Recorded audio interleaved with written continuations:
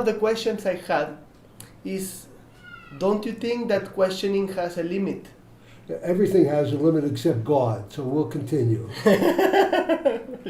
Okay? Very good. Because sometimes I feel that a question only brings another question. Oh, until you come to the ultimate question, Yes. and that's the nature of reality.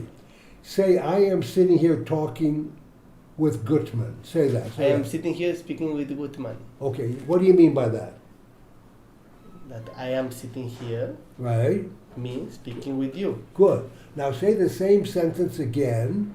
Take out I am and put in it is and say it. It is sitting here speaking with Gutman. What do you mean? That Okay. I am. Okay, now say it. It is and It say is. it. It is sitting here speaking with Gutman. What happened different? Well, the it and the I is different. Explain, please. I think you're right. So at first you said, I am sitting here. You were saying this is you, right? Yes. This is you. The second time you called this it, right? Then who's talking? You. Hmm. This is a garment. Yes. This is a vehicle Yes. that you wear for 120 years. Yes. We say 120 years. That means you'll live a long life. Yes. Thank you. And then the body dies. But you don't die. The body dies, and you look at it, you say, oh, wow. One of the things you would learn when you start making blessings, like a Jew makes a blessing before and after eating food. And one of the blessings we say every day, a number of times a day, is Boch He HaOlamim. It means, blessed be the life of all the worlds.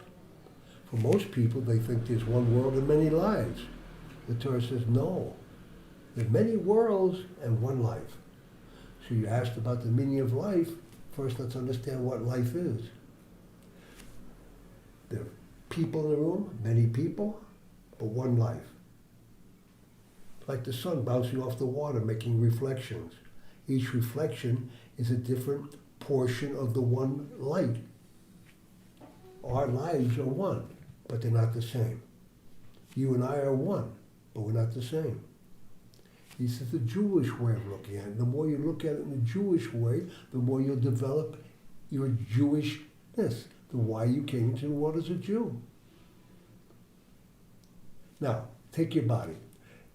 The normal person thinks the body is solid. If we look at it with a very, very good microscope, we see that it's made out of zillions and zillions and zillions of molecules and mostly empty space. Science says 99.9% empty space. If we look at the molecules with that microscope, they're not solid either. Each one made of zillions and zillions of atoms and 99% empty space. Keep going and going and going. Quarks and gluons. What do we finally come to? What is the body being made out of? What do you think? The whole creation is being made and formed out of nothing. And what it is now is the will is holding it together. The will is like power or gravity. And if the gravity, not just the earthly gravity, but all power would cease, what would be left of your body? What do you think? No, nothing. No Nothing. life.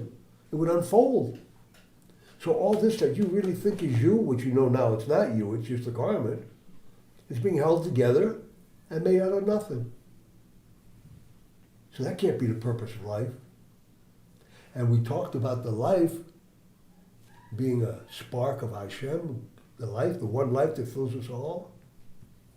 So if this is made out of nothing, and your life is a ray of Hashem, what are you?